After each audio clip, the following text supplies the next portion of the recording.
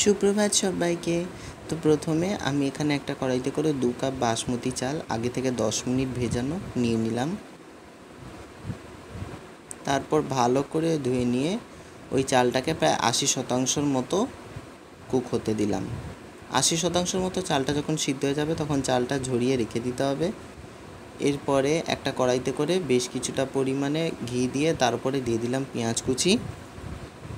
পেঁয়াজ কুচিটা প্রায় বেরেস্তার মতো ভেজে নিতে হবে। মিডিয়াম টু হাই ফ্লেমে 5 থেকে 7 মিনিট পেঁয়াজটাকে ভেজে নিতে হবে, তবেই বেরেস্তা হয়ে যাবে। বেরেস্তা করে নিয়ে এভাবে একটা বাটিতে করে আলাদা রাখতে হবে। তারপরে সেই কড়াইতে করে একটু ঘি দিয়ে দিলাম আর ফোড়ন হিসেবে দিয়ে দিলাম 2টো এলাচ, কাঠচোকালি আর লবঙ্গ।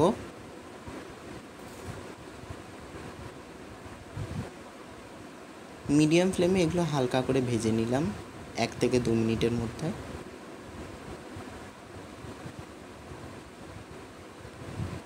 এরপর চিকেনের কারির লেয়ার দিয়ে দিলাম। চিকেন কারি রেসিপি অলরেডি আমার আগে দেওয়াই আছে চ্যানেলে, আমি সেই চিকেন কারি ব্যবহার করলাম। চিকেন কারির একটা লেয়ার দিয়ে দেওয়ার পর তার উপরে বাসমতি চালের একটা লেয়ার দিলাম। আমার মতো কেরামতি না করে আপনারা আপনাদের বড় কোনো ডেচকি থাকলে সেখানেও বিরিয়ানি এভাবে লেয়ার বসাতে পারেন। আমার মতো কেরামতি করার দরকার নেই, আমি কড়াতে বসালাম। তারপর ভাতের লেয়ারের পর চিকেনের লেয়ার দিয়ে দিতে হবে।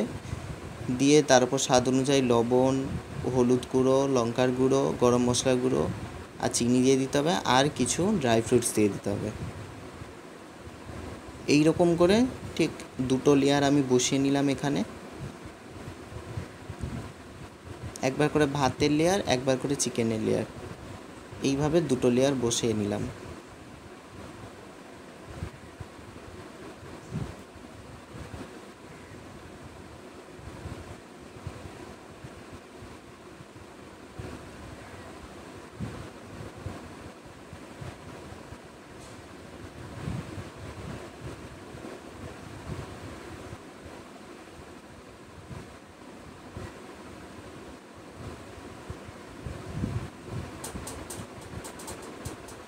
এরপর যখন 2টো লেয়ার বসানো হয়ে যাবে সবার শেষে উপর থেকে কারি পাতা দিয়ে দেবো, আর দিয়ে দেবো 1 চামচের মতো কেওড়ার জল আর 1 চামচের মতো গোলাপ জল।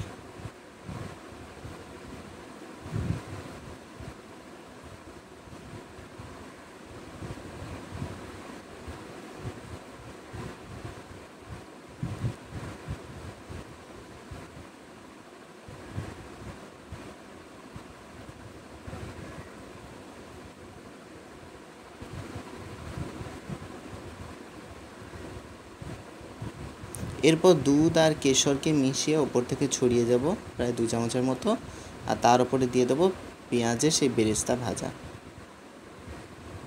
এরপর ঢাকনা দিয়ে কুক হতে দেব প্রায় 5 থেকে 10 মিনিটের মতো একদম লো ফ্লেমে। তার উপর সবশেষে এইরকম জায়ফলকে গুঁড়ো করে দিয়ে দেব। জায়ফল গুঁড়ো দিয়ে দেওয়ার পর একবার নাড়িয়ে নেব, তাহলে পুরো ভাতটা মশলা মাখানো হয়ে যাবে আর তৈরি হয়ে যাবে চিকেন বিরিয়ানি।